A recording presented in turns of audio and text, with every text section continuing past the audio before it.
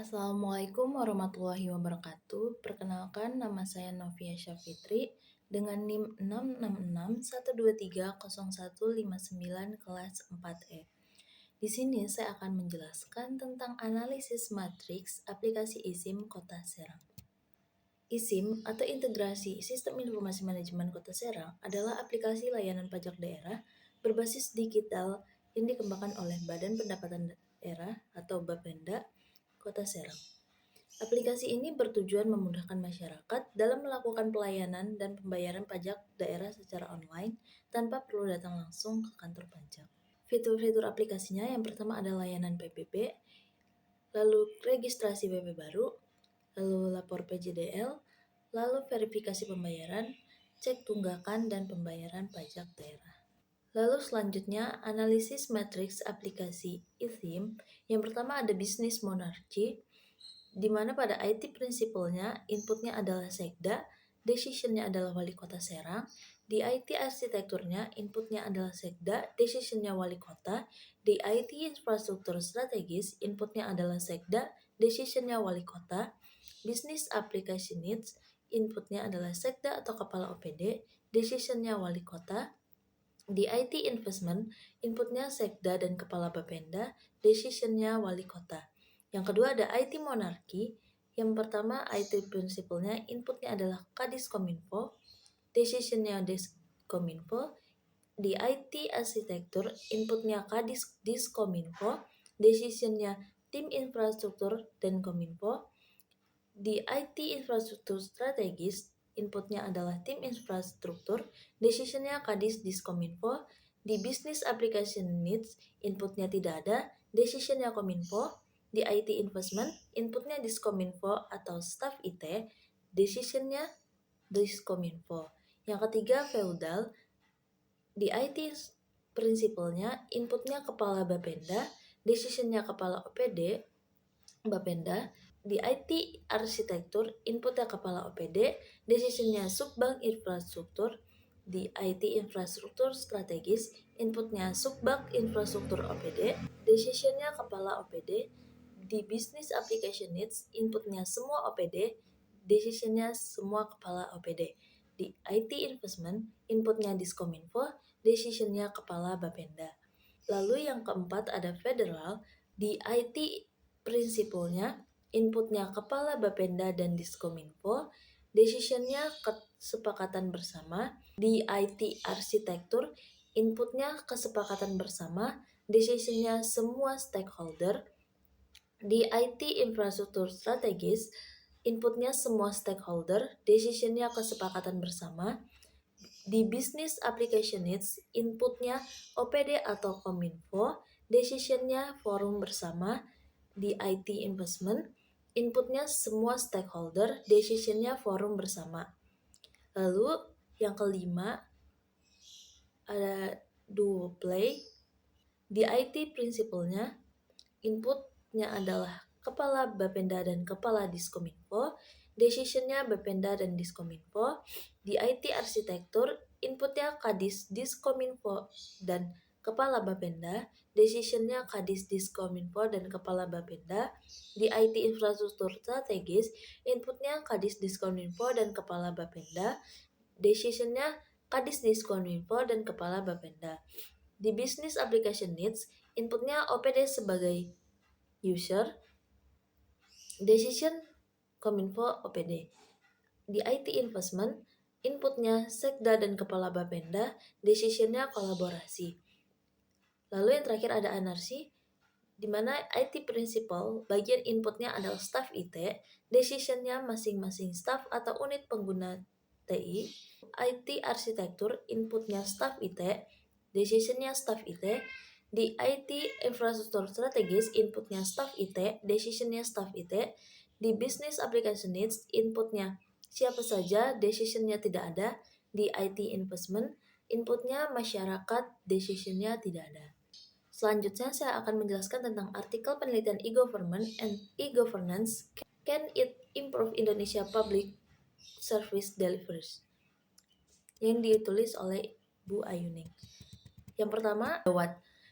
Artikel ini membahas tentang penerapan e-government dan e-governance di Indonesia sebagai upaya untuk meningkatkan pelayanan publik.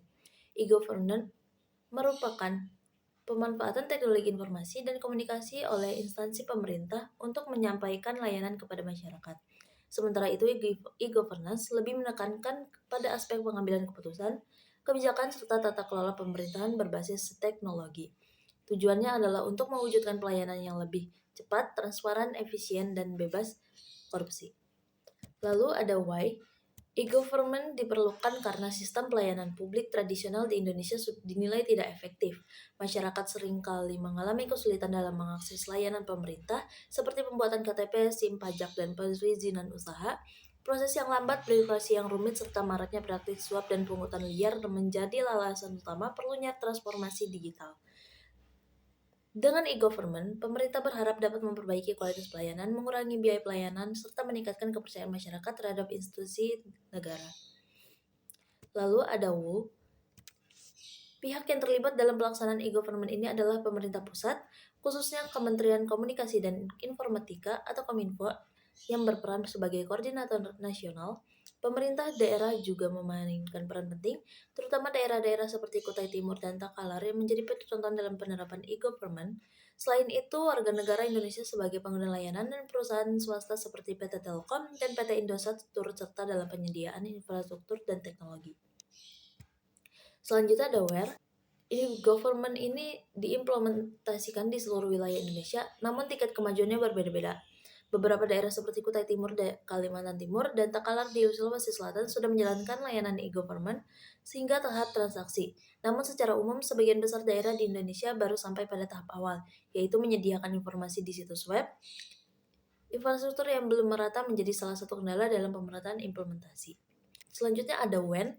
Penerapan e-government secara resmi dimulai sejak Instruksi Presiden Nomor 6 Tahun 2001 dan diperkuat dengan Instruksi Presiden Nomor 3 Tahun 2003. Beberapa daerah seperti Takalar sudah memulai inisiatif sejak tahun 1999, bahkan mencatat ribuan transaksi layanan secara daring pada tahun 2000 sampai 2001. Target nasionalnya adalah agar seluruh instansi pemerintah dan tingkat kecamatan hingga pusat dapat menerapkan e-government secara menyeluruh paling lambat tahun 2005. Selanjutnya ada how. Yang pertama, pembuatan portal dan situs web pemerintah untuk menyediakan informasi dan layanan publik. Yang kedua, penerapan sistem informasi manajemen satu atap yang mengintegrasikan berbagai layanan dalam satu sistem digital. Yang ketiga, kerjasama antara pemerintah dan pihak swasta seperti PT Telkom dan PT Indosat dalam penyediaan jaringan dan teknologi. Yang keempat, pengembangan e-procurement untuk transparansi dalam pengadaan barang dan jasa. Yang terakhir, pemberian penghargaan e-government kepada instansi yang berhasil menerapkannya dengan baik untuk mendorong kemajuan nasional. Sekian penjelasan dari saya, kurang lebihnya mohon maaf. Wassalamualaikum warahmatullahi wabarakatuh.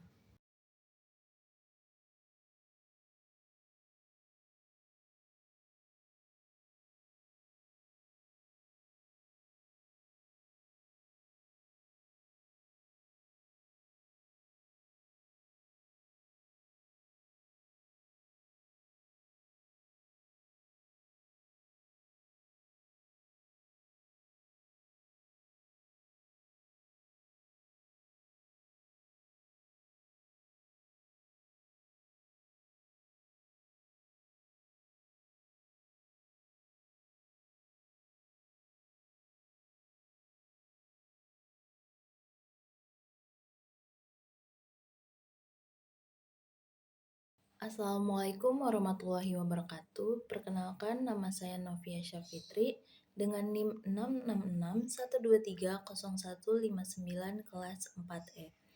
Di sini saya akan menjelaskan tentang analisis matriks aplikasi ISIM Kota Serang. ISIM adalah ISIM atau Integrasi Sistem Informasi Manajemen Kota Serang adalah aplikasi layanan pajak daerah berbasis digital yang dikembangkan oleh Badan Pendapatan Daerah atau Bapenda Kota Serang. Aplikasi ini bertujuan memudahkan masyarakat dalam melakukan pelayanan dan pembayaran pajak daerah secara online tanpa perlu datang langsung ke kantor pajak. Fitur-fitur aplikasi izin pajak daerah. Yang pertama itu layanan PBB.